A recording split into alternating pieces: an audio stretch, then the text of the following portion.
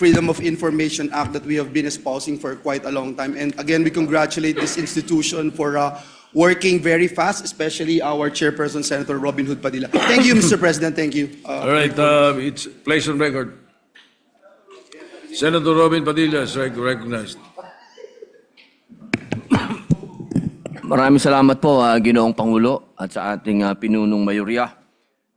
Bilang tagapangulo po ng Committee on Public Information and Mass Media at sponsor po ng panukalang ito, ako po ay buong paninindigang bumoto ng yes sa Senate Bill number 1432 at muli po akong nagpapasalamat sa amin pong idol, Senator Joel Villanueva, na sa matagal na panahon siya po ay nakipaglaban sa bill na ito doon pa lamang po sa malaking kapulungan. At siyempre po, tayo po ay nagpapasalamat kay Senator Mig Subiri at siya po talaga ang gumawa ng lahat upang ito po ay umusad. At ako rin po ay nagpapasalamat sa atin pong Ginoong Pangulo, Senator Vicente Soto III. Maraming salamat po sa inyo. At siyempre po, kay Senador Kiko Pangilinan, Senador J.V. Ejercito, Senador Jinggoy Estrada, Senador Erwin Tulfo, Senador Rafi Tulfo, at Senador Bongo, Senador Mark Villar, Senadora Loren Ligarda, at kay Senadora Risa Hontiveros sa kanilang mga suporta at tulong upang mapabuti ang ating panukala.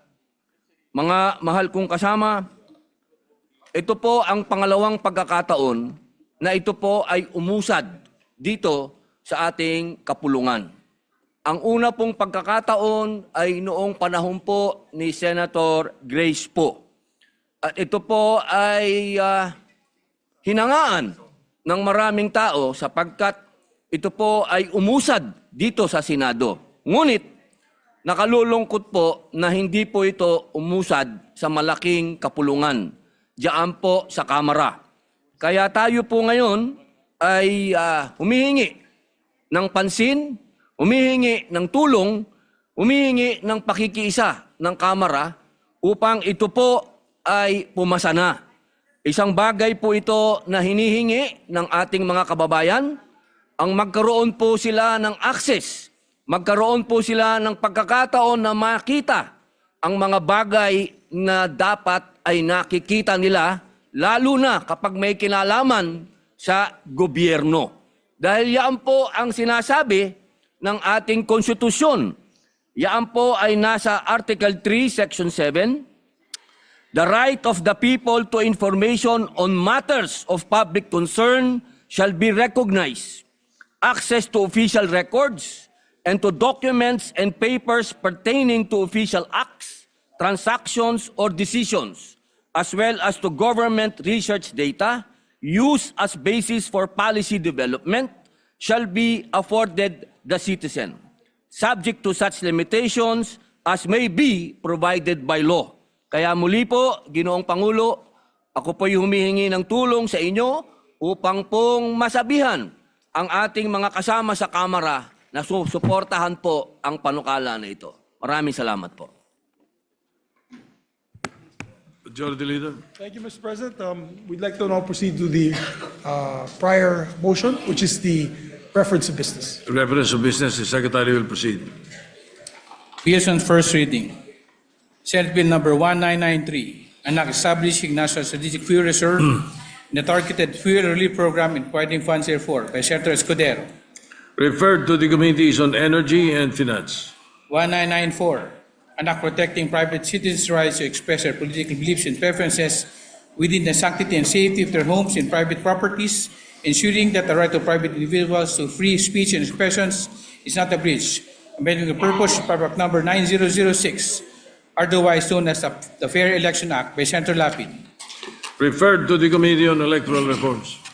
1995, an act providing for a system of earlier voting for qualified senior citizens and persons with disabilities of the Philippines, operating funds therefore and for the purposes by Senator Lapid.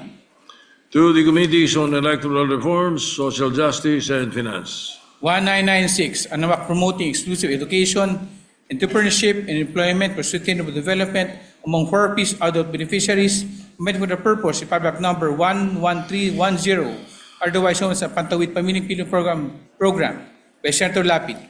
To the Committees on Social Justice and Economic Affairs. 1997, an act expanding the benefits of science and technology scholarship grantees of culture, geology, and meteorology programs, amended for the purposes, Republic Act number 7687, otherwise known as the Science and Technology Scholarship of 1994 by Senator Lapid.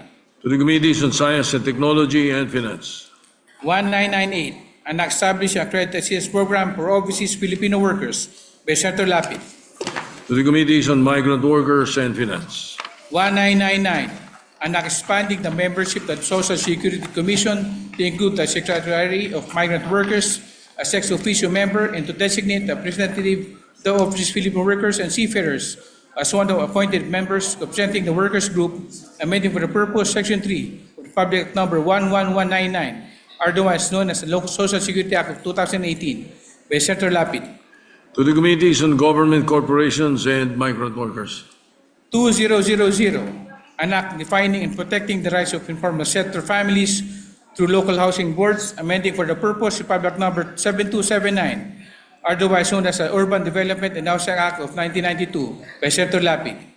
To the Committees on Urban Planning, Local Government and Finance. 2001, an act expanding the prohibited acts of discrimination against women on account of sex, amending for the purpose President Decree number 442 as amended, otherwise known as the Labor Code of Philippines, by Senator Lapid. Referred to the Committees on Labor and Women. 2002, an act establishing a framework for the promotion and development of vibrant bamboo industry in the Philippines, providing for scientific propagation and sustainable utilization, creating the National Bamboo Council of the Philippines, locating funds for and for the purposes, by Senator Lapid. To the Committees on Trade, Ways and Means, and Finance. 2003, an act strengthening the Commission on Human Rights as a national human rights institution and for other purposes, by Senator Lapid. To the Committees on Justice and Finance.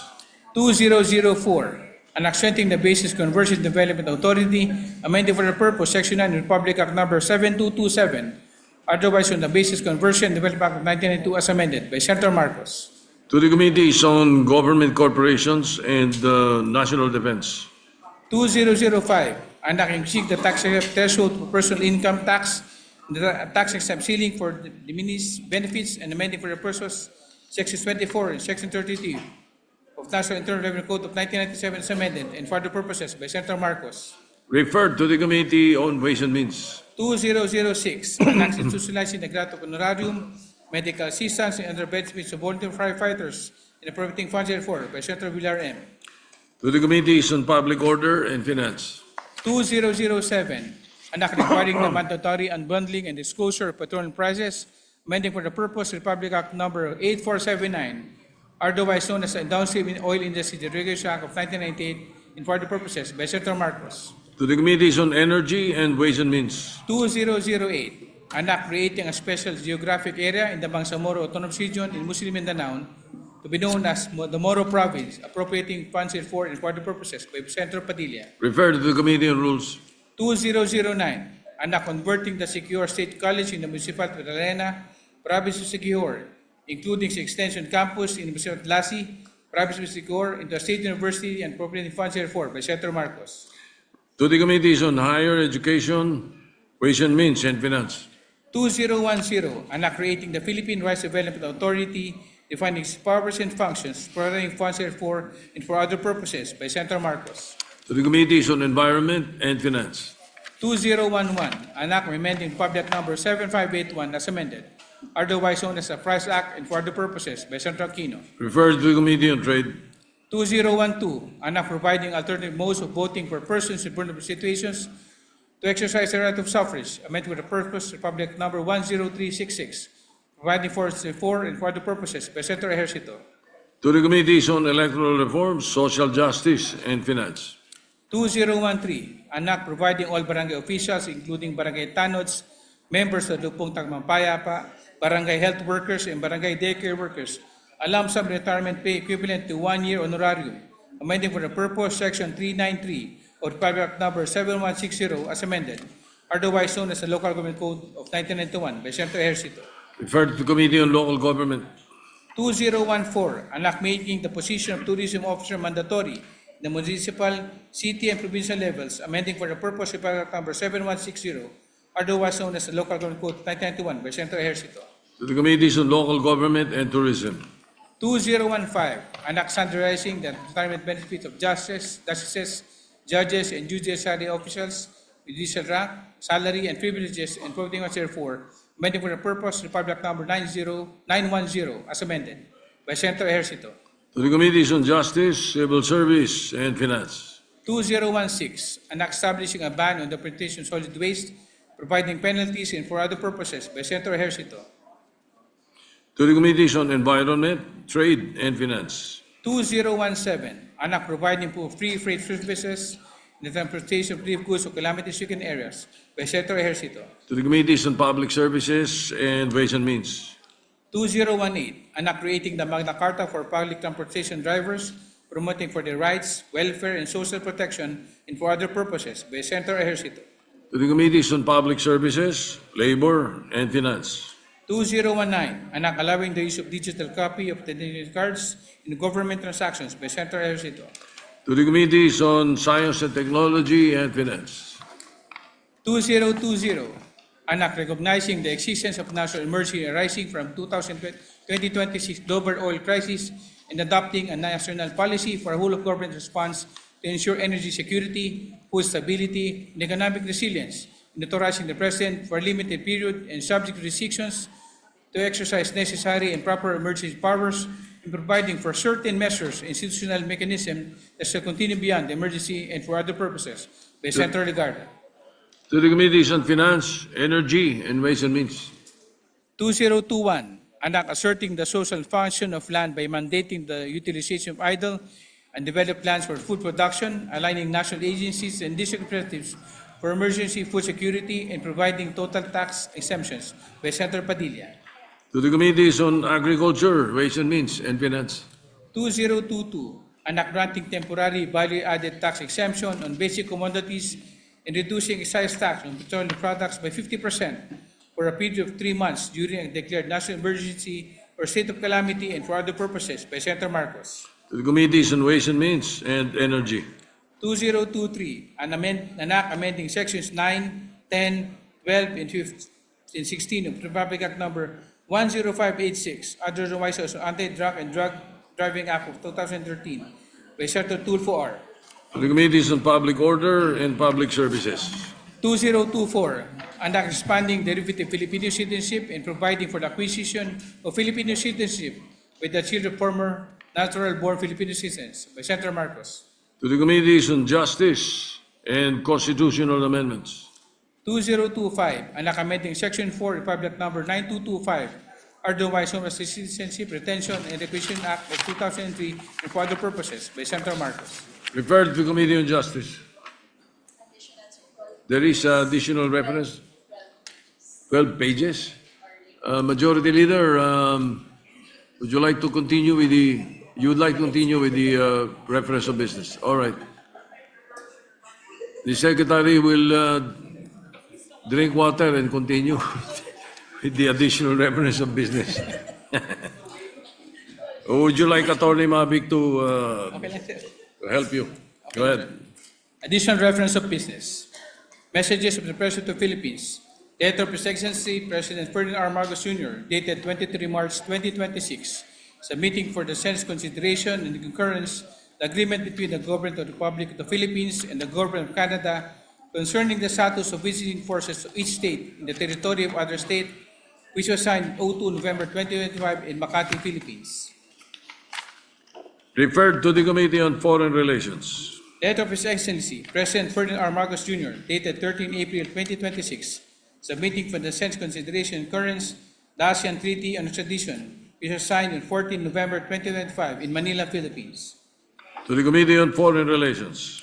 Letter of His Excellency President R. Marcos Jr., dated 13 April 2026, submitting for the Senate's consideration and concurrence the agreement between the Government of the Republic of the Philippines and the Government of New Zealand on the status of visiting forces, which was signed on 30 April 2025 in Manila, Philippines. To the Committee on Foreign Relations. Messages from the House of Representatives.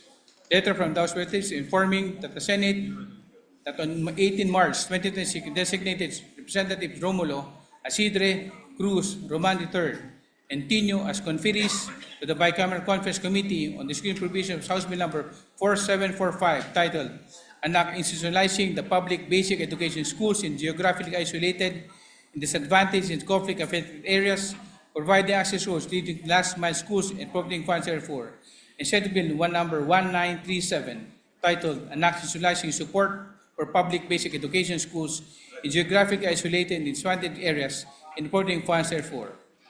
To the Committee on Rules.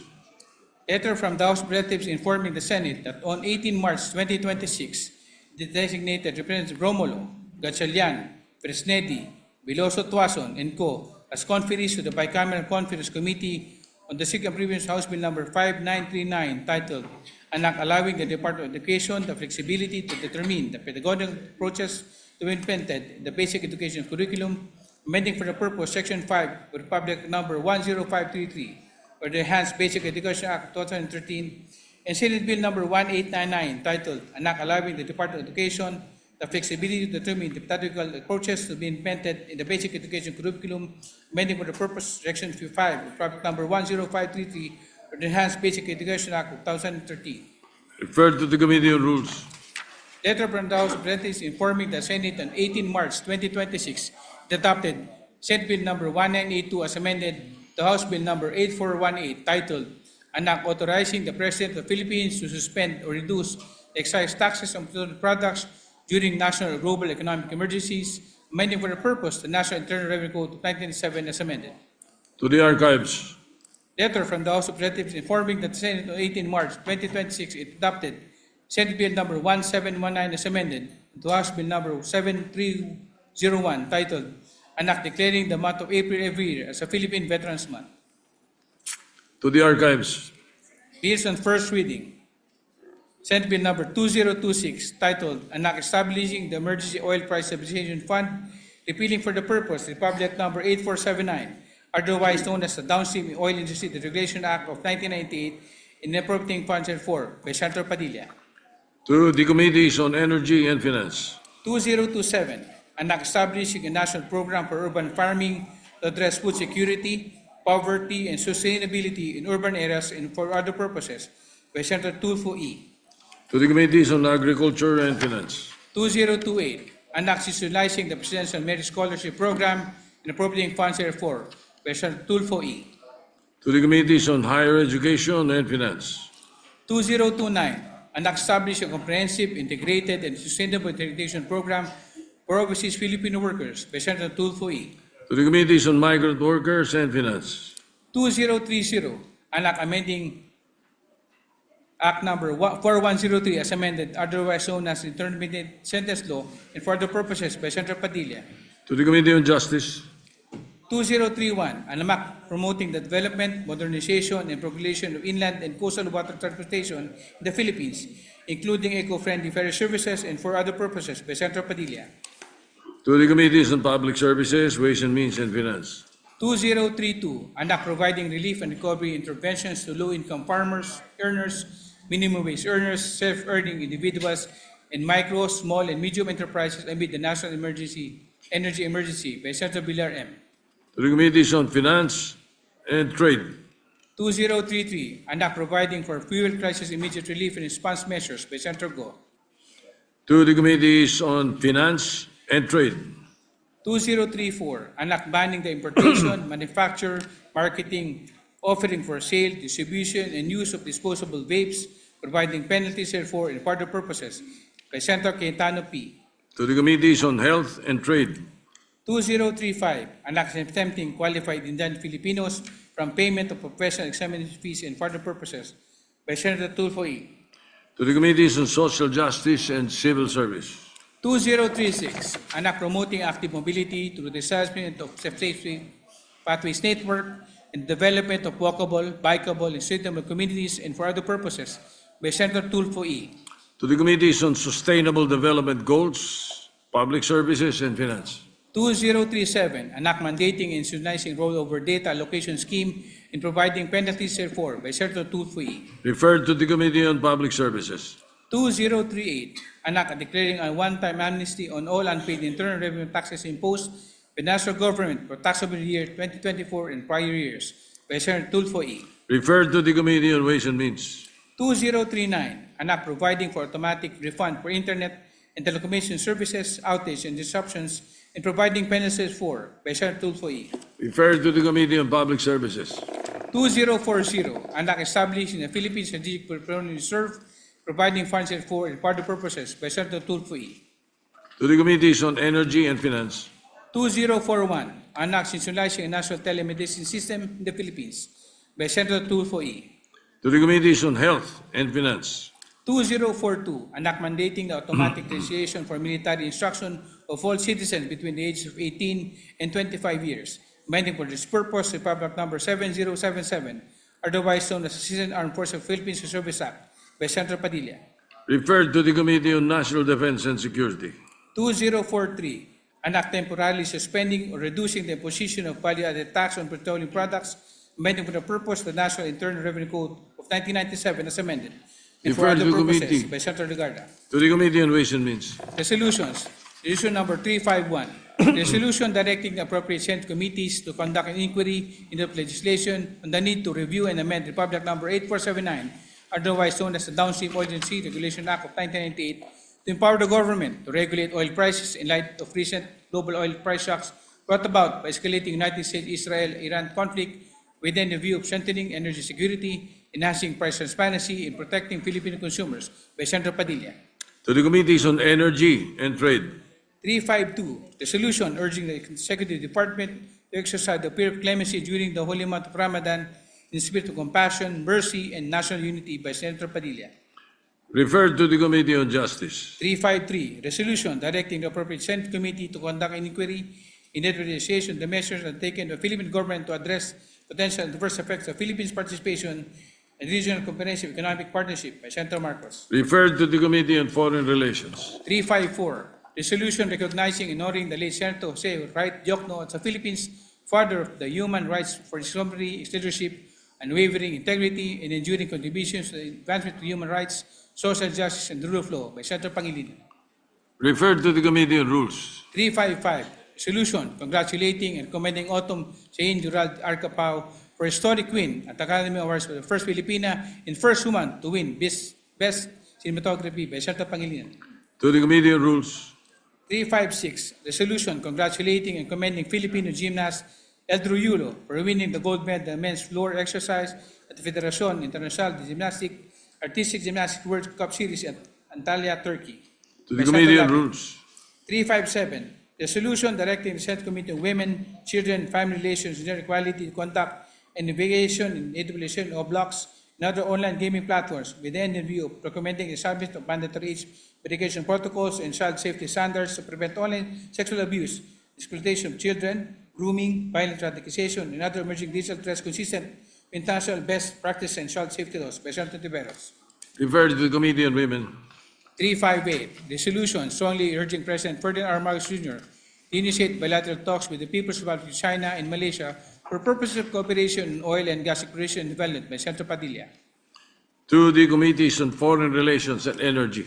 359, resolution urging appropriate government agencies to provide a comprehensive public update on the status of Philippine government's claim over North Borneo, including any diplomatic engagements or negotiations with Malaysia, and ensure transparency and public awareness thereon, taking into consideration national interest security and historical education by Senator Padilla.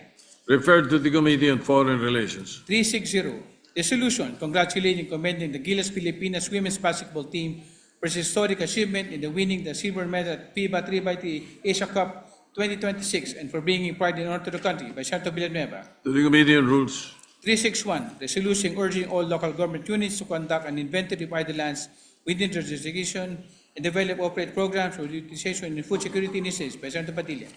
Referred to Committees on Local Government and Agriculture. 362, resolution directing the appropriate Senate committee to conduct an inquiry in the investigation in the reported ambush incident in Barangay Madre Poblacion, Sharif Aguac, Maguindanao del Sur, which resulted in the deaths of the injury of of the members of Philippine National Police by Senator Padilla. Referred to Committee on Public Order. 363, resolution commending and congratulating Gilas Pilipinas women's team for winning the historic silver medal in the FIBA 3x3 Asia Cup held in Singapore last April 1 to 5, 2026 by Senator Estrada. To the Committee on Rules.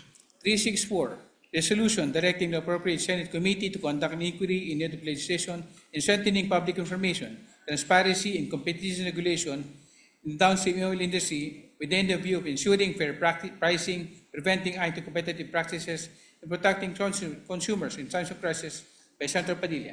To the Committees on Energy and Trade. 365, resolution congratulating and commending Patrick Gerald Lee for winning the bronze medal in the men's C5 Squash race at the Asian Cycling Confederation Track and Para-Track Cycling Championships by Senator Villanueva. To the Committee on Rules. 366, resolution urging the government-owned and controlled corporations engaged in lending, particularly the Social Security System, Home Development Mutual Fund, National Home Mortgage Finance Corporation, Social Housing Finance Corporation, Development Bank of the Philippines, Land Bank of the Philippines, and other similar entities to provide loan moratoriums, grace periods, penalty condonation, and other relief measures to ease the burden of borrowers and members amid the existing national energy emergency by Senator Villar M. To the Committee on Government Corporations. 367, resolution congratulating and commending Filipino pole vaulter Ernest John of Vienna for winning the gold medal at the 12th Asian Indoor Athletics Championships, cementing his legacy as the only pole vaulter to hold all major Asian titles simultaneously by Senator Cayetano. To the Committee on Rules. Committee report. Committee report number 56, submitted jointly with the Committees on Local Government and Environment, Natural Resources, and Climate Change regarding privilege of Senator Irwin T. Tulfo, entitled Alleged LGU Bypass in Dupax del Norte Mining, together with the administration of Senators Ontiveros, Padilla, and Legarda, dated February 2, 2026, recommending for adoption of this report and its implementation by Senator Estrada. To the calendar for ordinary business. Majority Leader.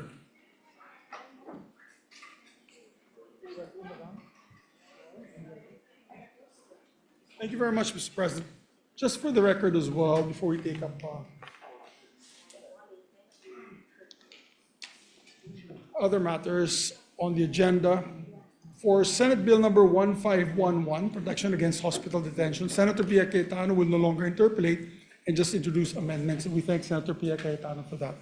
And so we'll close the bit of interpolation in a bit, Mr. President. But with that, I move that we take up Senate Bill number 1894 under Committee Report number 31. I so move, Mr. President. Any objection? Hearing none, consideration of 1894 is in order. This is, we are in the period of amendments, Mr. President. The sponsor, Senator Lauren Legarda, I believe, is ready for her amendments for the measure.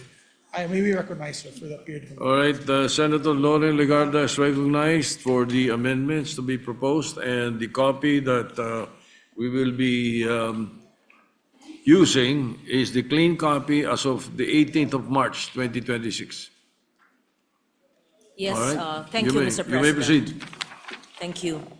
On page 12, line 28, replace the word create with determine the additional. Still on the same page, Wait. Page 12, line 28.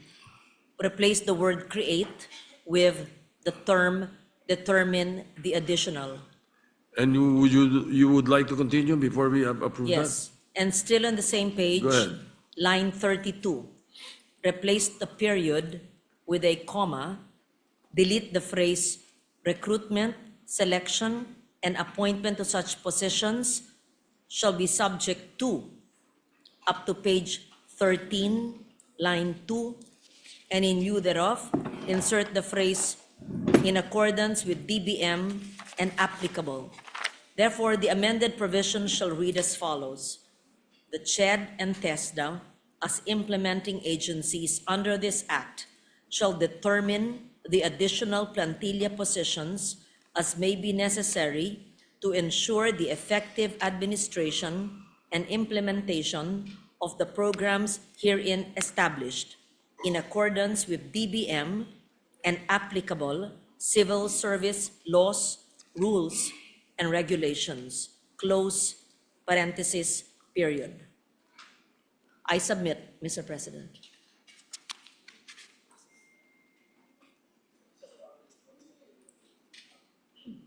There is no parenthesis. After regulations, period. Period. All right, any objection? Hearing none, adopted. Thank you. That's all, Mr. President. Majority Leader.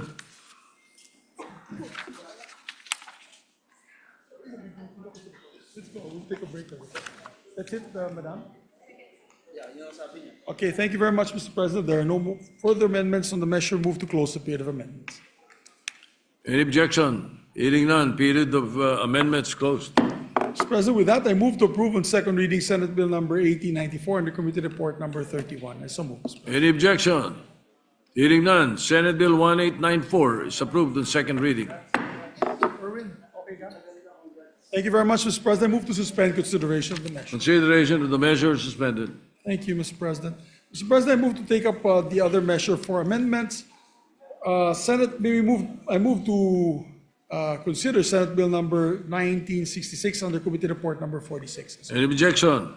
Hearing none, consideration of 1966 is in order. I believe this is also a LEDAC measure. I think the first one was also a LEDAC measure, Mr. President. Both are LEDAC measures, Mr. President. I move that we recognize the sponsor, Senator Erwin Tulfo, for his amendments, Mr. President. The sponsor, Senator Erwin Tulfo, is recognized. Thank you, Mr. President. Mr. President, may I introduce my additional individual amendment to Senate Bill number 1966, based on a clean copy as of March 18, 2026. Yes. On page 16, lines 19 to 20, delete the sentence, "The IXJCOC shall conduct a hearing every 6 months to review the implementation of this act and identify other necessary legislation." And in lieu thereof, insert the paragraph, "Within 2 years from the effectivity of this act, the IXJCOC shall convene to conduct a comprehensive review of its implementation and, based thereon, recommend appropriate remedial legislation or identify other necessary legislative measures, such as review shall include a systematic evaluation of the impact of this act, the accomplishments of the program, performance of the implementing agencies, and any inherent deficiencies in the law. Thereafter, the IXJCOC shall convene annually to undertake an update of such review. I so move, Mr. President. Any objection? Hearing none, approved and adopted. That is my additional individual amendment, Mr. President. Thank you. Majority Leader, there's no more amendments. There are no more amendments. Thank you very much, Mr. President. With that, there be no other amendments. I move to close the period of amendments on Senate Any Bill number objection? 1966. Hearing none, period of amendments closed. Thank you, Mr. President. I move that we approve on second reading Senate Bill number 1966. Any objection? Hearing none, Senate Bill 1966 is approved on second reading. Thank you very much, Mr. President. I move to suspend consideration of the same. Consideration of the measure suspended. Thank you, Mr. President. May I ask for a minute suspension, Mr. President? Is that the Senate minute or you Yes, really Mr. 1 minute? President, we may have a Senate minute suspension. All just right, to get the session is suspended for 1 Senate minute. Thank you, Mr. President.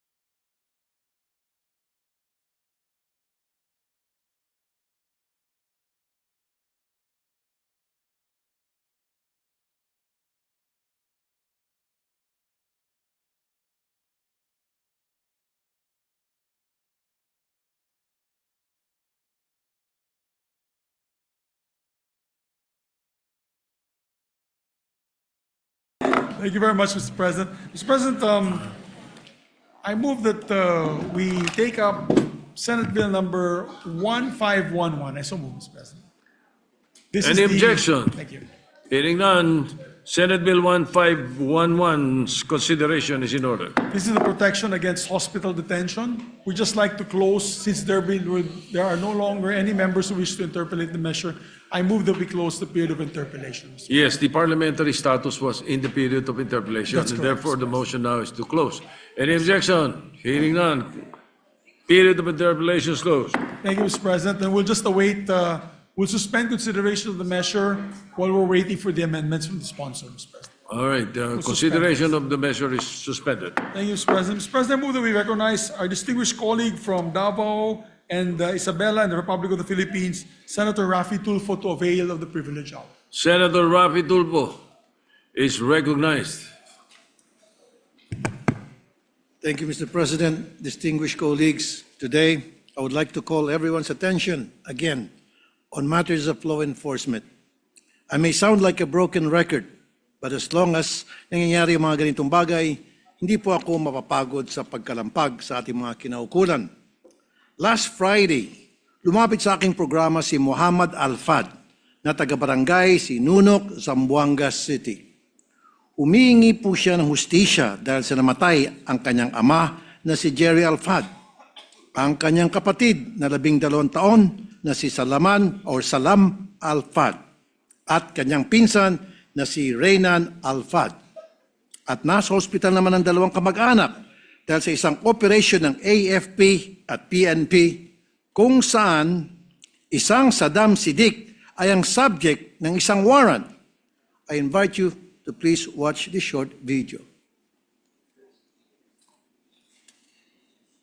Natutulog na po yung papa ko, yung kapatid ko, yung mama kapatid, yung dalawang sisters ko, at saka yung pinsan ko. Bigla po may putok na narinig. Ang sabi po ng mga pumasok ma'am sa loob, dapa daw po, dapa, labas. Yung pinsan ko po natamaan. Madami po sila ma'am. Mga 20 ganyan, yung labas-pasok po. Nilagyan ako ng firewire ma'am sa kamay ko. And then after ilang minutes ma'am, nagpaputok sila ulit ng 3 times. Pagtingin ko ganyan, ma'am, may pulis na doon sa labas. Tapos nakita ko na yung pinsan ko, ma'am, nakahandusay na po, wala ng buhay. Tapos yung papa ko din po. Muhammad, sino daw yung hinahanap nila? Yung sinasabi nila kasi, ma'am, yung si Saddam Siddiq, yung ano daw, parang MNLF na Abu Sayyaf.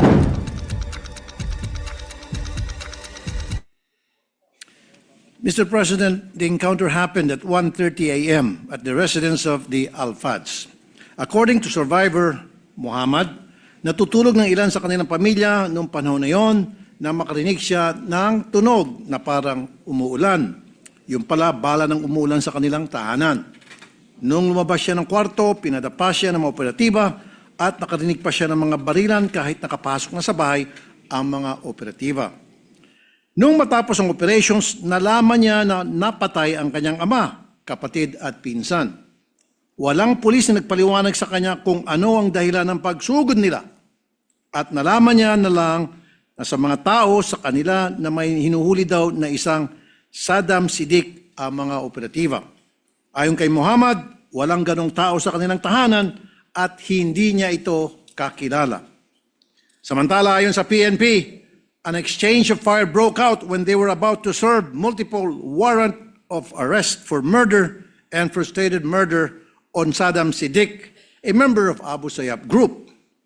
They said the operating team introduced themselves as police and military personnel, but 2 unidentified individuals reportedly opened fire, prompting them to retaliate in self-defense. Ito na naman po tayo. Sa ngalan ng self-defense, namatay ang 3 inosenteng sibilyan. Ang masakit dito, kinumbin pa ng investigators na wala sa lugar si Saddam Siddiq at hindi pa rin ito nahuhuli. Sa ngayon po, 14 na military officials ang makakasuhan ng multiple murder, frustrated murder, criminal negligence at robbery. Talaga namang sukdulan ng kawalang hiyaan na nagawa pa nilang magnakaw. At ang nakapagtaka, bakit puro AFP lang ang kinasuhan? May ginawa bang PNP operatives upang pigilan ang mga karahasan? Hindi lang po itong kaso ang nakarating sa akin kung saan ang ating mga law enforcers ay lumabis sa kanilang mga operations. Paulit-ulit na lang na sumusugod ang mga ito at kakalampagin ang mga nanahimik na mga komunidad. Please watch po this video.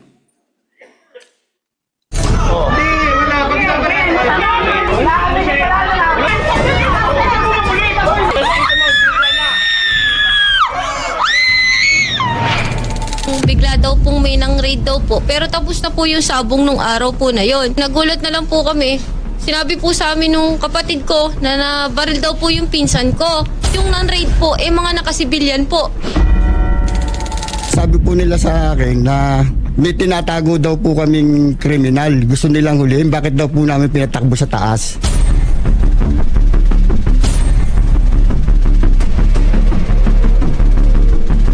Mr. President, there are 5 issues that I would like to raise with regard to our law enforcers.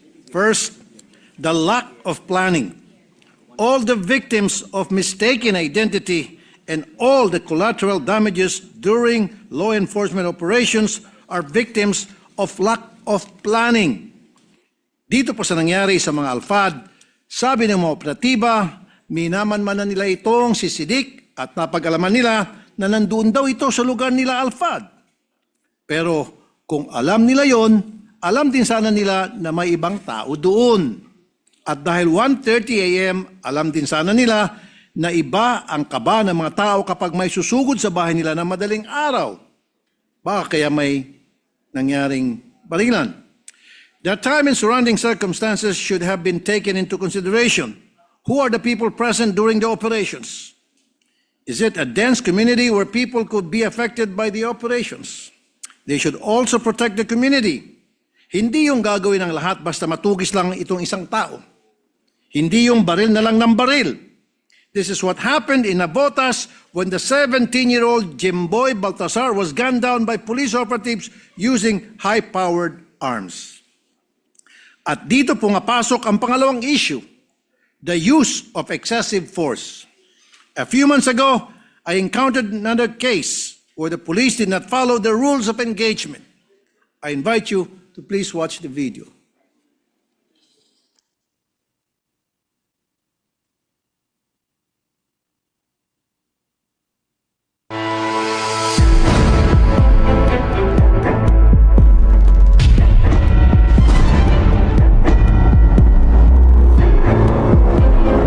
In this case, maliwanag na itong inyong subject tumatakas at kita doon sa video na hindi nakikipagbarilan and yet binaril siya ng malayuan. So hindi po nasunod dito yung tinatawag na rules of engagement. Ang nangyari, nagpapanik kayo sa halip na in-neutralize nyo sa paggamit. Dapat may taser, may pepper spray, may batuta. Yung baril, last recourse yun. Ang nangyari kasi sa ating kapulisan, kunting mali lang, medyo papalag na yung suspect, binabaril na. Mr. President, according to the revised PNP Operational Procedures Manual, no violence or unnecessary force shall be used in making an arrest, and the person to be arrested should not be subjected to any restraint greater than what is necessary under the circumstances. And that is why it is mandated that police officers should carry accessories appropriate to the police operation being performed, including but not limited to ballistic vest, handcuff, whistle, baton, truncheon, pepper spray, tasers, and nightstick to be used in a non-armed confrontation with a violent, uncooperative, and unruly offender. Our law enforcers should also be trained to determine what is necessary and reasonable, taking into consideration the number of aggressors, nature and characteristics of the weapon used, physical condition, size, and other circumstances to include the place and occasion of the assault. Issue number 3. Aggression during police operations stem from lack of information on the part of the subject of the arrest.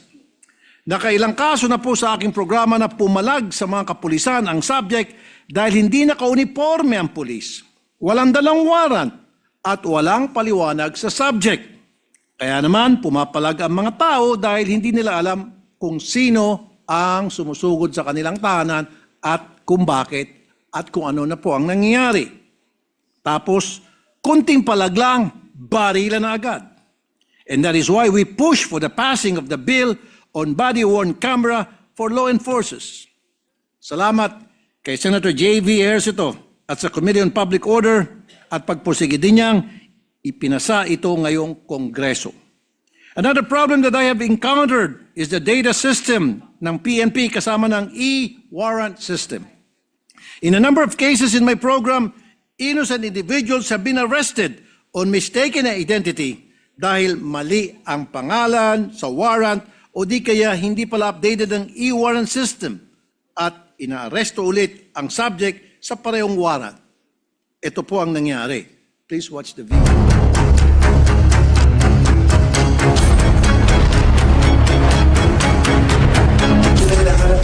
Si Kuya Tutoy daw po. Wala po, hindi ito napunta. Yung pong warang po yun, matagal na po yun. Nangulong na nga po ako dyan, 4 na buwan po. So, ibig sabihin, yung mga pulis, walang kopya nito. Wala po. Nung kumukuha po ako ng police clearance, mayroon daw akong hit. Tapos nagkaroon ng mugshots. Yun na ulit-ulit nilang tinatanong sa akin na kung ako ba daw yung taong yun. Sabi ko, hindi ho talaga, sir. Hindi po talaga ako nakasasangkot sa anumang kaso o Matindi to. pakikipag-away. For 8 days nakulong si Sir.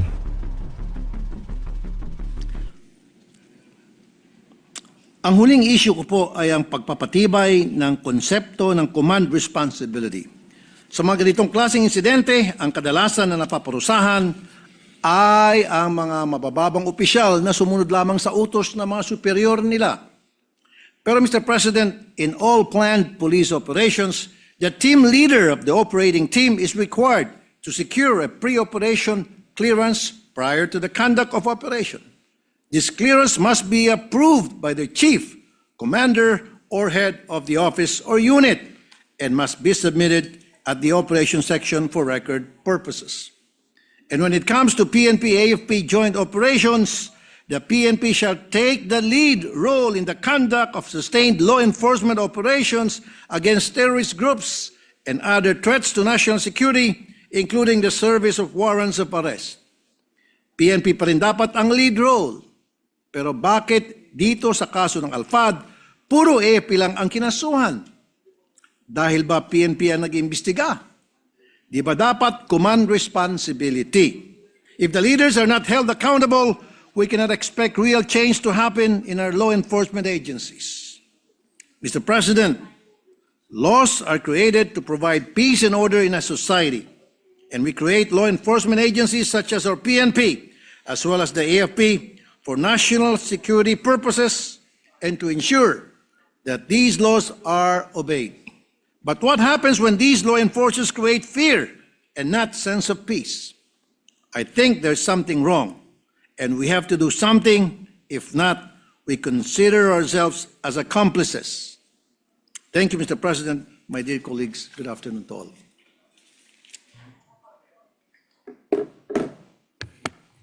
Majority Leader. Thank you very much, Mr. President. We appreciate the speech of our distinguished colleague, Senator Raffy Tulfo. Yes, may we just recognize Senator Risa Ontiveros for her manifestation. So manifest. Senator Risa Ontiveros this is recognized. on this particular issue.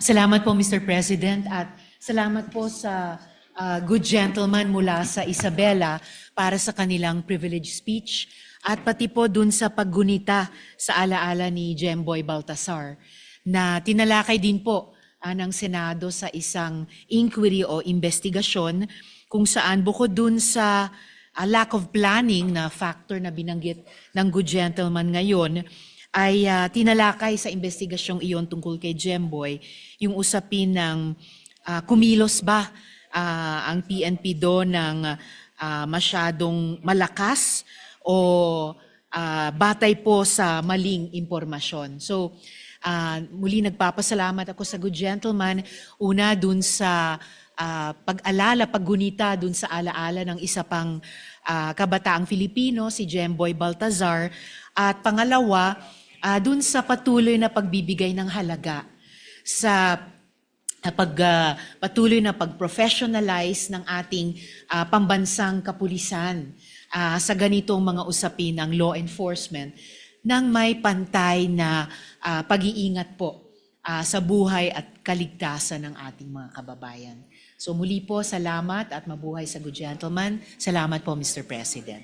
Thank you, Senator Rizal. Thank you, Mr. President. Thank you. Majority Leader. Thank you very much, Mr. President. Mr. President, I move that we refer the privileged speech of our distinguished colleague to the Committee on Public Order and Security and Dangerous Drugs. Hearing no objection, the privilege speech is referred, yes, to the Committee on Public Order. Thank you very much, Mr. President. Mr. President, we can move for that 1 minute session, Senate minute, All right. with the permission of everyone. Session suspended for 1 Senate minute. Thank you, Mr.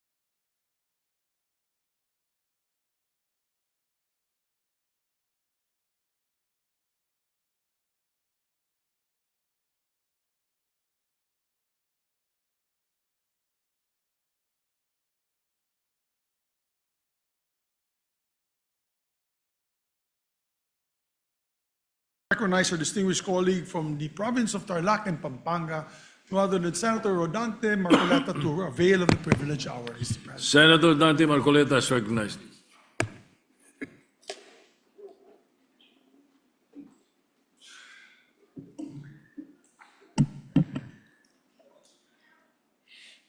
Mr. President, distinguished colleagues, I rise on a matter of personal and collective privilege, one that strikes at the very heart of public accountability, the integrity of our institutions, and the trust reposed upon us by the Filipino people. On September 25, 2025, former Speaker Martin Romualdez was implicated in the flood control scandal after retired Marine Sergeant Orly Gutesa testified during the Senate Blue Ribbon Committee hearing that the lawmaker is a leading figure in this scandal. Gutesa alleged that as a security aide to former Congressman Saldico, he was tasked to carry and deliver suitcases containing basura, a hideous term they used for files of cash, approximately amounting to 48 million pesos each. He recounted that on one occasion, they brought up 35 suitcases for delivery to a residence identified as that of Martin Romualdez at 40 McKinley Street, Taguig. For 7 months, since she was implicated by Gutesa, the former speaker remained silent. Only now has he spoken through a video statement dated April 21, 2026, where he finally addressed the allegations surrounding what is now one of the largest systemic looting of the national treasury in our nation's history, the flood control scandal. Ngunit imbes na maliwanagan ang taong bayan, ang kanyang mga pahayag ay lalong nagbunga ng mas maraming tanong kaysa sagot, Ginoong Pangulo. At first glance, the statement appears to be a defense grounded in law, process, and institutional structure. But upon closer examination, Mr. President, this is not a clarification but a calculated narrative. And it is our duty as members of this chamber to dissect this narrative, expose its inconsistencies, and ensure that the truth is not buried beneath rhetoric. His justification for his prolonged silence, an alleged act of respect for the legal process. But lest we forget, this is the same individual who declined the invitation to appear before the Senate to answer questions under oath. The same individual bestowed upon the inter-parliamentary courtesy by the chairman of the Blue Ribbon Committee. Let us be clear. Respect for the legal process is not measured by selective participation. It is demonstrated through full and transparent cooperation, especially when public funds and national interest are at stake. Silence and inaction become complicity. He further claimed that he has cooperated with the Independent Commission for Infrastructure, or ICI, submitting affidavits and documents. But this alleged cooperation was done behind closed doors, without public scrutiny and without any verifiable records accessible to the Filipino people. Until now, when he conveniently authorizes its release. Why only now? Why at a time when the narrative is tightening, when testimonies are emerging, and when key personalities are poised to re-enter the jurisdiction of our laws? Mr. President, timing is everything. And in this case, timing speaks volumes. Let us now address the core of his defense, the claim that he cannot be the mastermind because the budget process is collective, multi-layered, and shared across branches of the government. The former speaker asked, how can I be the mastermind? But the question itself is revealing. By contesting only the label of being the mastermind, he implicitly concedes that he was part of the very system he enabled the corruption in flood control projects. He deliberately tried to downplay the role of leadership within that process. The issue then is no longer whether wrongdoing was committed, but the extent of his role in allowing it. Mr. President, those of us who walk through the halls of Congress know this. Nothing moves in the House without the imprimatur of its leadership. The Speaker of the House is not a ceremonial figure. He's not a just passive participant. He's the central authority who controls the legislative agenda, influences committee outputs, and ultimately determines what reaches the plenary. To say that the Speaker is merely one voice among many is to paint a picture of the House that is devoid of reality. Mr. President, alam po nating lahat ang kalakaran sa Kongreso. Nasa kamay ng liderato ang kumpas na magpapasulong sa anumang inisyatibo. By asking how he can be the mastermind, the former Speaker hid behind the complexity of bureaucracy. He repeatedly and thoroughly discussed the entire budget process while also passing the blame to the executive in line with its oversight on implementation and in line with the principle of command responsibility. But, Mr. President, the records of previous congressional and Senate hearings can attest to the fact that corruption does exist within the entire budget process, from budget planning by the executive to budget deliberation by Congress to implementation by the agencies and down to the final scrutiny by the Commission on Audit. To be more specific, while the executive submits the budget proposal, the House leadership decides which amendments are made during the bicameral conference. This is where the real flood control happens, not in the control of rivers, but in the diversion of funds. Sir, the Speaker's defense further falls apart the moment he passes the buck to the former Senate President, Chis Escudero. Senator Escudero led this chamber from May 2024 to September 2025, thereby overseeing the Senate budget deliberations for only the 2025 national budget.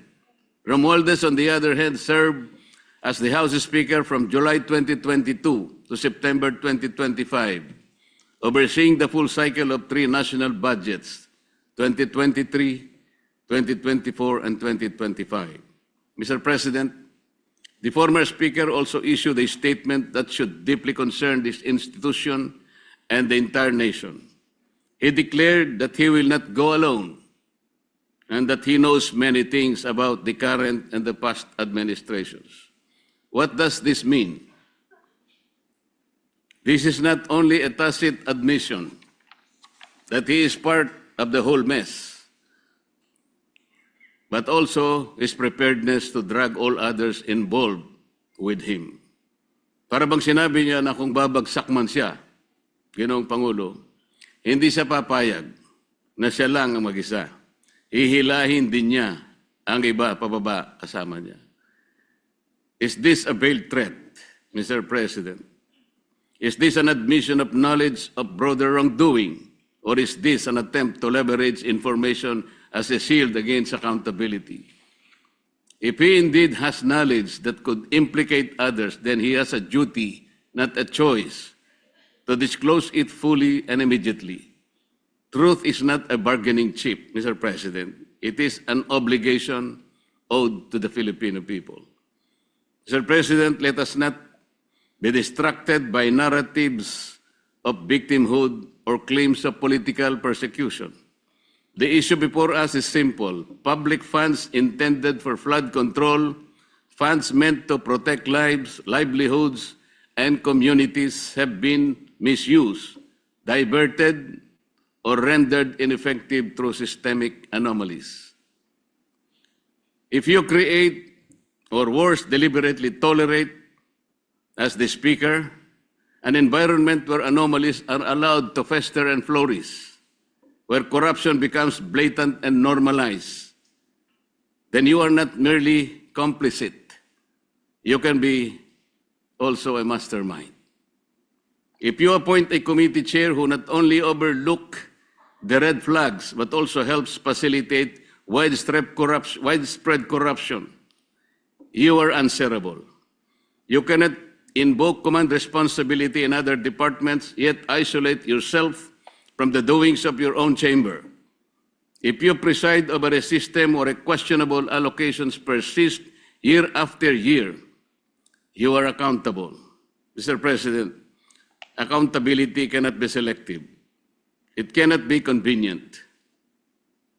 And it certainly cannot be avoided through technicalities nor rhetoric maneuverings. The Filipino people are watching. They are demanding answers, and they deserve nothing less than the full truth. Ang sabi po nila, Ginoong Pangulo, huwag ninyo kaming linlangin. Huwag ninyo kaming paikutin. Ang katahimikan at pagbulag-bulagan ay hindi kawalang kaalaman, bagkus ito'y pakikiisa sa katiwalian. Kapag pikit mata o tikom bibig, ninyong hinayaang mag-ugat at mamayagpag ang anomalya, hindi po iyon inosenteng pagkukulang, kabilang na kayo sa sistemang nagbibigay daan sa paglaganap nito. Mr. President, this representation calls for a relentless pursuit of truth wherever the evidence leads, whoever it implicates, and whatever the consequences may be. Because in the end, the integrity of this institution and the future of our nation depend on it. Maraming salamat po, Ginoong Pangulo. Thank you, Majority Leader.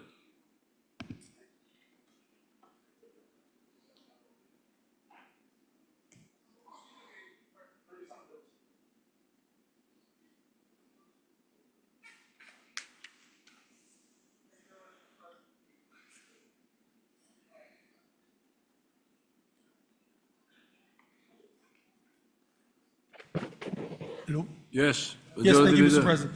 Mr. President, I move that the speech of the gentleman from Tarlac and Pampanga be referred to the Committee on Public Accountability, or the Blue Ribbon Committee, Mr. President. And so, Hearing no objection, so referred. thank you, Mr. President. Mr. President, I move that we also recognize our distinguished colleague, Senator Erwin Tulfo, to avail of the privilege hour. Senator Erwin Tulfo is recognized.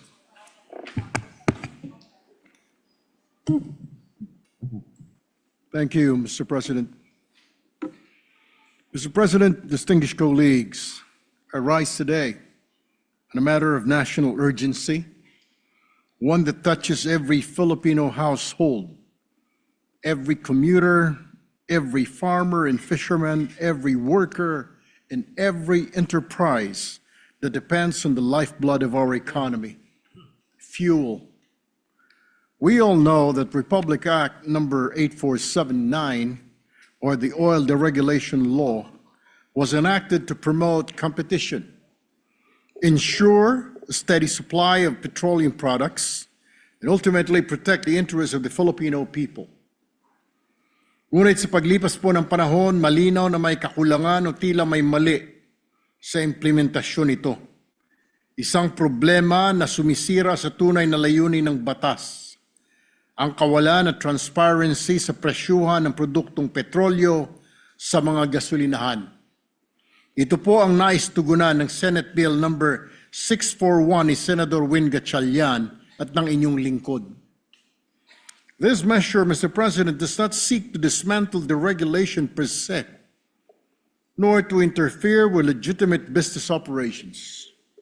Sa halip, layunin itong palakasin accountability sa pamamagitan ng transparency o kalinawan sa presyuhan ng produktong petrolyo sa bansa. Sa kasalukuyan kasi, hindi required ang mga oil companies na ibunyag ang detalyadong batayan ng tunay na halaga ng kanilang imported fuel. And because of this, Mr. President, the government, more importantly, the Filipino people, are left in the dark. Nakikita natin ang sunod-sunod na pagtaas ng presyo ng langis sa mga gasolinahan. Ngunit tila walang malinaw na basihan na naintindihan ng taong bayan. Oo nga't may digmaan po ngayon na nagaganap sa Middle East Pero dahilan ba ito para sumirit agad sa higit 100 piso ang bawat litro ng krudo, ilang araw pa lang ang giyera doon? Tila tayo lang po, Ginong Pangulo, ang bansa sa Asia na tumaas ng halos 50% ang presyo ng petrolyo sa ating mga gasolinahan. Hindi rin po malinaw ang paliwanag ng mga oil companies na kapag tumaas ang presyo ng petrolyo sa world market, kinabukasan ay kailangang itaas na rin ang presyo ng petrolyo sa ating mga gasolinahan. At kapag bumaba naman ang presyo ng petrolyo sa pandaigdigang kalakalan, kapiranggot lang ang rollback ng petrolyo sa bansa at hindi na balik pa sa dating presyo nito. Bakit po ganoon? Kaya dapat nating itanong, are these price adjustments truly reflective of global market trends? O pinapataas lang nila kumita ng mas malaki at ang papasan ay ang mga mamamayan? Senate Bill number 641 provides a concrete answer. Sa ilalim ng panukalang ito, binibigyan ng mas malinaw na kapangyarihan ng Department of Energy, alinsunod sa mandato nito upang puwersahin na ang oil companies na ilatag ang actual cost ng kanilang imported fuel, kasamang acquisition costs, freight charges, taxes at iba pang components na bumubuo sa presyo ng ating mga gasolinahan. With this authority, the government will finally have the tools to scrutinize pricing structures and determine whether the increase are justified or whether they impose an undue burden on Filipino consumers. Sa madaling sabi, Ginong Pangulo, maaari nang makialam at may say na ika nga ang pamahalaan sa presyuhan ng petrolyo sa bansa. Let me be clear. This is not about punishing the industry. May malinaw na safeguard ang panukala. Pinoprotektahan ang confidential at proprietary information ng mga kumpanya habang binibigyan ng pamahalaan ng sapat na kakayahan upang gampanan ang tungkulin nitong bantayan at ipagtanggol ang kapakanan ng mamayan. Transparency is about protecting the public. It builds trust, it ensures fairness, and it prevents abuse. Sa pagtaas po ng ating cost of living, bawat piso ay mahalaga. Kapag tumaas kasi ang presyo ng langis, tiyak, natataas ang pamasahe, ang presyo ng pagkain, kuryente at iba pang pangunahing bilihin. At gaya ng nakasanayan, ang pinakaapektado ay ang ordinaryong mamayang Pilipino. We cannot allow this practice anymore to continue in a sector that is so vital to our national welfare. Colleagues, this bill is a step forward, restoring balance between free enterprise and public accountability, between profit and protection, between the regulation and responsible governance. Bilang co-author ng panukalang ito, nakikisa ako sa principal author na si Senator Win Gatchalian sa pagsulong ng Senate Bill number 641. And I respectfully urge this chamber to likewise support this measure para matiyak natin na ang sistema ng presyuhan ng gasolina sa ating bansa ay mas malinaw at mas makatarungan sa bawat Pilipino. Maraming salamat po, Ginoong Pangulo. Majority Leader.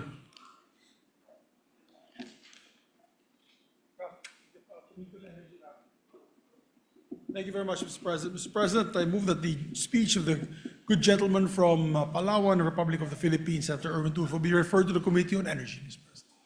Committee on Energy. Hearing no objection, so referred. Thank you very much, Mr. President. Senator Jinggoy. Wala? Senator Jinggoy. Senator Jinggoy. Wala. Si Senator Jinggoy, sponsor po ba niya yung speech? Bukas na? It's going down. I may ask this for a minute suspension, Mr. President. Session suspended.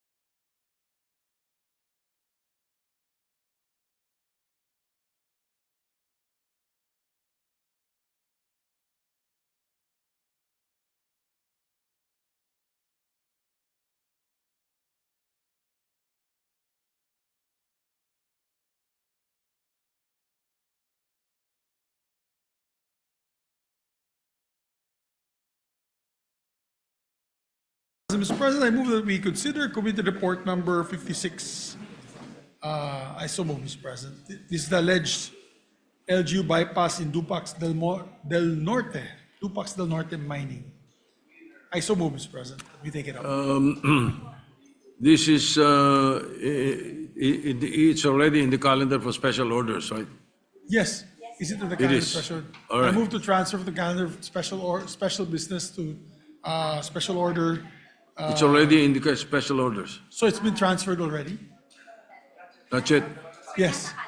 So I so move. It's in the calendar for ordinary business. Okay, may we entertain a motion to Yes, transfer? Mr. President, I move that we transfer to the calendar of ordinary business to special order. Special orders. Any objection? Hearing none, so transferred. Mr. President, I move that we take up committee report number 56 and recognize the chairperson of the committee, Senator Jinggoy Ejercito Estrada, Committee on Local Government, to sponsor the Consideration of committee report number 56 is in order, and Senator Jinggoy Estrada is recognized.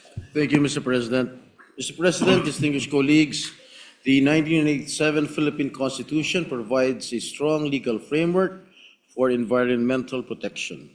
The principle of local autonomy is also enshrined in our fundamental law. Republic Act number 7160, or the Local Government Code of 1991,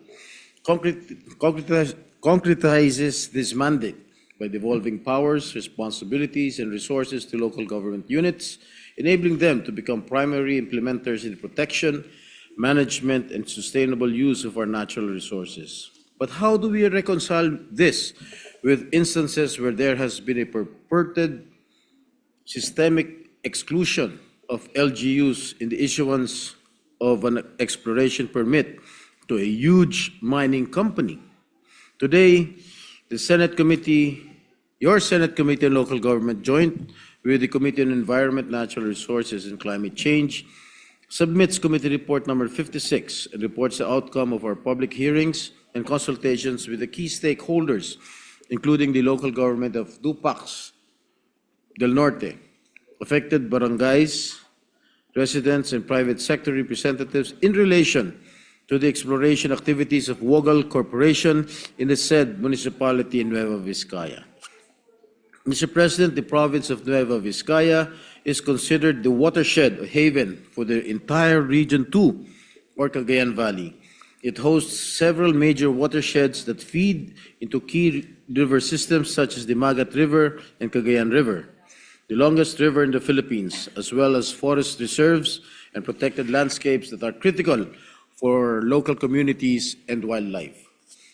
During the course of the committee's 2 public hearings, we learned that Wogal Corporation, a subsidiary of British mining firm Metals Exploration, applied for an exploration permit from the Mines and Geosciences Bureau as early as July 4 of the year 2022.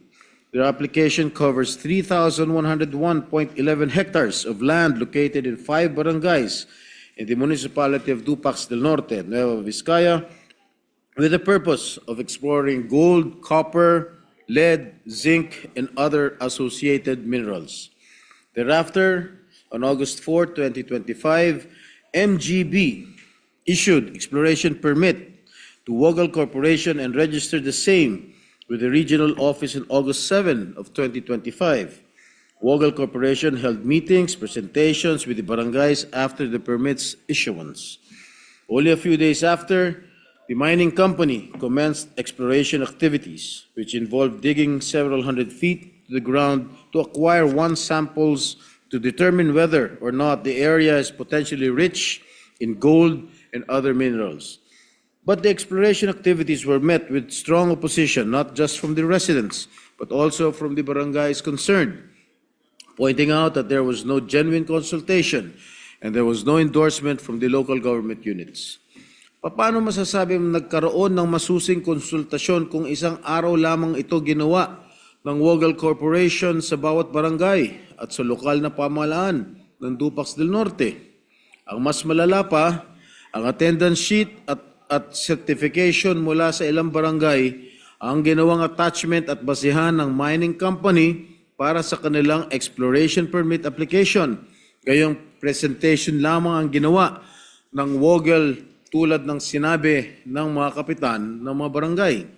Thereafter, the LGUs covered by the exploration permit had adopted resolutions opposing the exploration activities and requested the MGB to immediately cancel the permit issued to Woggle Corporation, citing the absence of consultations as mandated under the Philippine Mining Act and its implementing rules and regulations, as well as the local government code, in order to ensure that exploration or mining activities are undertaken with transparency, social acceptability, and consideration of the welfare of the people. Mr. President, the lack of genuine public consultation in mining activities still persists. Such actions of regulatory agencies and the mining company involved not only undermine the fundamental principle of local autonomy, but also the spirit of participatory governance. Without genuine public consultations, there are serious concerns about transparency and accountability. It deprives LGUs of their voice and authority on vital projects that are, time and again, expected to have far-reaching implications not just on the environment, but also on the livelihood of residents. Thus, the committee recommends that the Philippine Mining Act of 1995 and relevant issuance of the Department of Environment and Natural Resources be amended to reflect the true essence of local autonomy and remove continuing misgivings about whether or not prior community and Sangguniang consultation must occur and what constitutes sufficient compliance even in exploration permit applications. It is imperative that we revisit and strengthen mechanisms that ensure meaningful consultation, genuine consent, and active participation of local governments in decisions that directly impact the environment and their constituents. The committee further finds that stronger safeguards are needed for mining exploration applications that affect protected areas, watersheds, forest reserves, agriculture production zones, and national greening program sites. We recommend that the law should mandate a more rigorous review and evaluation of the proposed permit area, along with a clear determination that is legally open to mining and consistent with existing environmental, land use, and resource management laws and policies. Inirekomenda rin ng komite na ang pagpaparusa sa material misrepresentation kaugnay ng konsultasyon at local government endorsement, kabilang na ang agarang kanselasyon o hindi paggawad ng permit.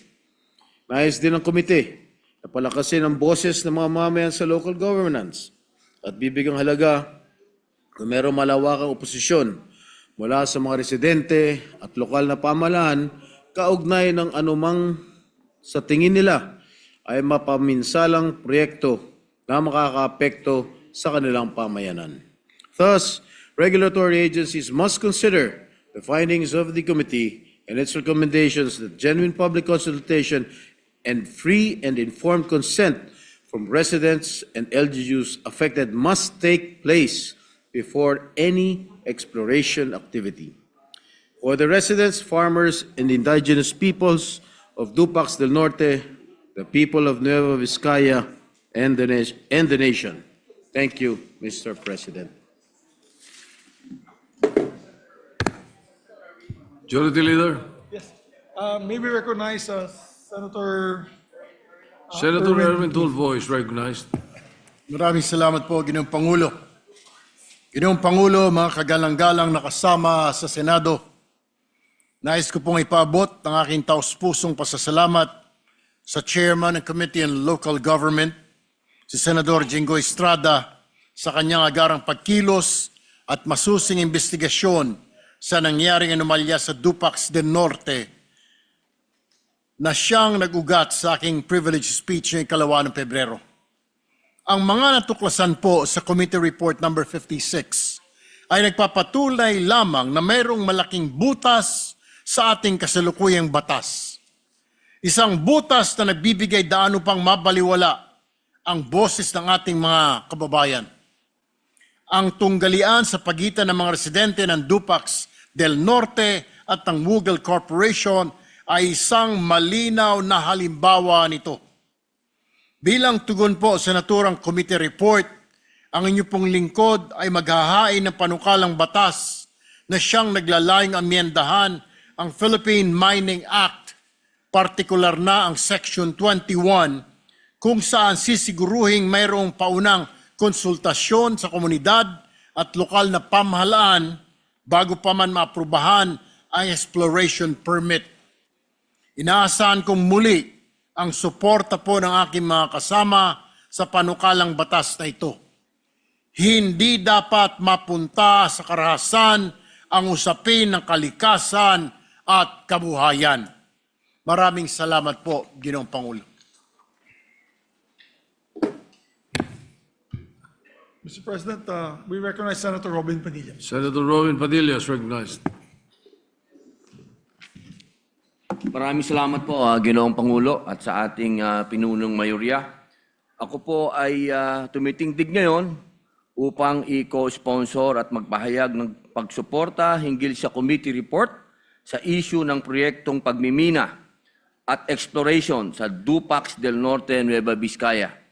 Ako po ay buong pusong nagpapasalamat kay Senator Jinggoy Estrada, ang tagapangulo po ng komite ng local government, at kay Senator Erwin Tulfo, sapagkat personal po ang ating pakay dito sa pangyayari na ito, sapagkat kung natatandaan niyo po, tayo po'y tumindig dito at nagpahayag po tayo ng matinding sama ng loob, sapagkat ito po'y paulit-ulit na. Ito pong pang-aabuso sa ating mga katutubo, lagi na lamang pong nangyayari. At ang laging culprit dito ay ang mga minero. Kaya po sana, ito pong pagkakataon nito na naungkat na po ito. Ito po sanang 20th Congress ay magkaroon na po sana ng kasagutan ang hinaing ng ating mga katutubo, sapagkat pagtungkol na sa kanila, lagi na lamang po itong nakakalimutan. Pag-uusapan at makakalimutan. Ito pong pangyayari na ito ay iregalo na po natin sa aming yumao kay Governor Carlos Padilla. Alam ko naman po na lahat kayo dito ay kilala niyo po ang aking amain. Alam niyo po ang kanyang ipinaglaban. At umaasa po ako na itong pangyayari na ito ang magbubukas sa ating mga mata na hanggang sa mga oras na ito, ang ating mga katutubo ay inaabuso, hindi lamang ng mga dayuhang kumpanya, kung hindi ng mga local government officials, na hanggang sa ngayon ay dinideny nila na hindi nila alam ito. Kaya sana po, mga mahal kong kasama, kung ano man ang panukala na ihain natin para dito ay magkaroon na po ng liwanag ang kinabukasan ng ating mga katutubo. Marami pong salamat. Majority Leader. Mr. President, may recognize as well Senator Lauren Legarda. Senator Lauren Legarda is recognized.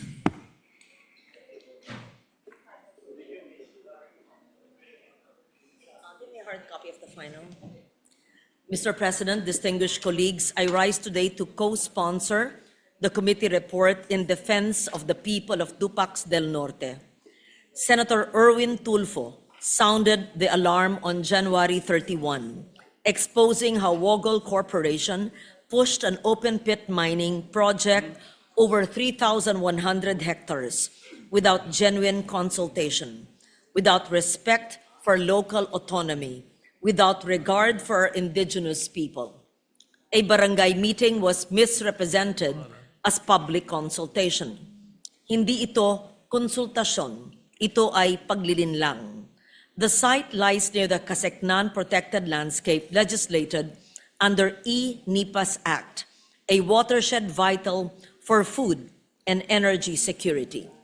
Kung masisira ang ating kalikasan, nanganganib din sa pagkasira ang ating supply ng pagkain, enerhiya at maging ang kinabukasan ng susunod na henerasyon. On January 23, over 300 police and SWAT personnel dispersed unarmed civilians, arresting community leader Florentino Dinos and 6 indigenous women, the Dupac 7. Their only defense was a human barricade. This is not just about one corporation, it is about integrity in governance, respect for indigenous rights, protection of our environment. Walang tunay na kaunlaran kung ito ay may bahid ng paglilinlang, pang-aabuso, pagkasira ng kalikasan. Ang trahedya sa Dupax del Norte ay nagsilbing tagapagmulat na ang ehekutibo, the executive, ay dapat magpatupad ng may katapatan at pananagutan at ang mga batas ay dapat magsulong ng mga reformang bubuo ng mas matibay na proteksyon laban sa pang-aabuso. I therefore urge our esteemed colleagues for the approval of this report. Ating galangin ang tinig ng bayan, ipagtanggol ang karapatan ng ating mga katutubo, ingatan ang kalikasan na siyang ugat ng ating kinabukasan. Thank you, Mr. President. Majority Leader. Thank you very much, Mr. President. Mr. President, last but not the least, we'd like to recognize Senator Risa Ontiveros, our Deputy Majority Floor Leader. Senator Risa Ontiveros, recognized. Salamat po, Mr. President. Maikling manifestasyon ng mabuhay. Mabuhay kay Senator Erwin sa kanilang pagpapahayag ng privilege speech na nagbunyag nitong issue sa ating lahat. Mabuhay kay Chair Jinggoy Estrada sa pagpapahayag nila ngayon ng isang napakalakas at unequivocal na committee report alang-alang sa sambayanan ng Dupax del Norte. At mabuhay sa mga mamamayan ng Dupax del Norte, na kaisa ng diwa ni dating Gobernador Ruth Padilla at ng yumaong dakilang si Manong Kaloy Padilla ay ipinagtatanggol ang pamana sa kanila ng kanilang mga ninuno na kanilang inaalagaan para sa ating lahat. Dahil po sa committee report na ito, Mr. President, lalo po akong nabubuhayan ng loob sa iba't ibang mga panukala natin dito sa Senado.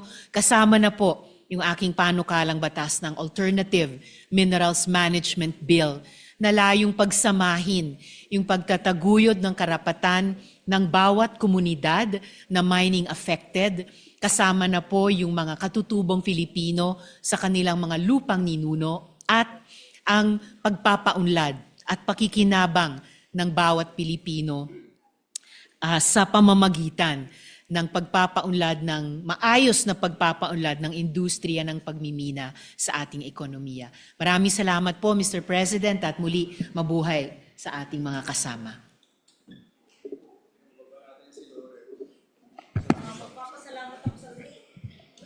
Majority Leader. Senator Lauren Legarda again. Thank you again, Mr. President. I failed to recognize the sponsor of the committee report while I mentioned Senator Erwin Tulfo as having brought it to our attention. I am grateful to the good sponsor that he immediately heard it and that he reported out the committee report on Dupax del Norte today. So I'm grateful to Senator Jinggoy Estrada. Thank you, Mr. President. Thank you. Senator Jinggoy Estrada. Thank you, Mr. President. First of all, I would like to thank my colleagues, Senators Robin Padilla, Lauren Legarda, Risa Ontiveros, and of course, Senator Erwin Tulfo. The reason why I heard this or passed this committee report is because it stemmed from the privileged speech of Senator Erwin Tulfo. Again, I would like to thank my colleagues for supporting this particular measure. Thank you very much. All right, Majority Leader. Thank you very much, Mr. President. To allow our colleagues to study the committee report further, and maybe there'll be interpellations later on, I move to suspend consideration of the measure. Hearing no objection, consideration is suspended. Mr. President, I'd like to recognize our distinguished colleague, Senator Pia Cayetano, to give a manifestation. Senator Pia Cayetano is recognized.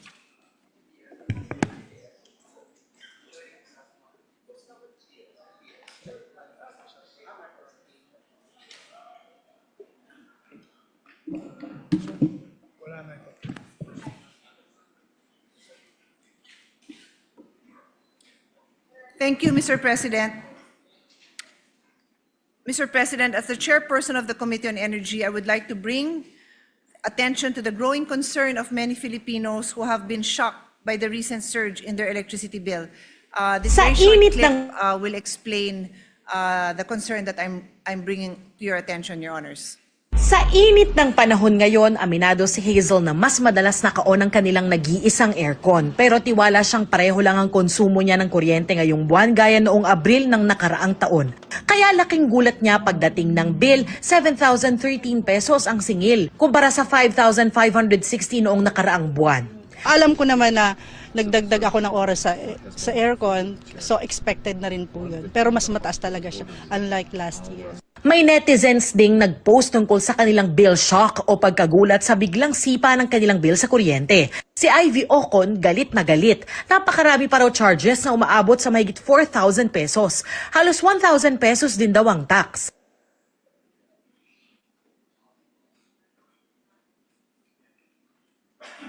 Okay, Mr. President. So, gusto ko lang ipakita na ito talaga ang mga pinag-uusapan, mga nanay, mga tatay, mga tambay, lahat ito ho ang bumabagabag sa kanila. Bakit ganun daw kalaki ang bayarin sa kuryente?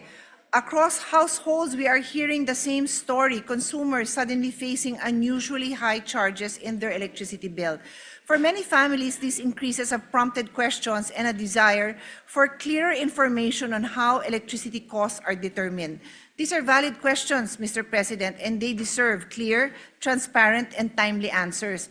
Hindi ko ho objective na sagutin ito ngayon, pero I will add to the concerns of I will try to add a bit of clarity here so that everyone can be on the same page as we address this issue.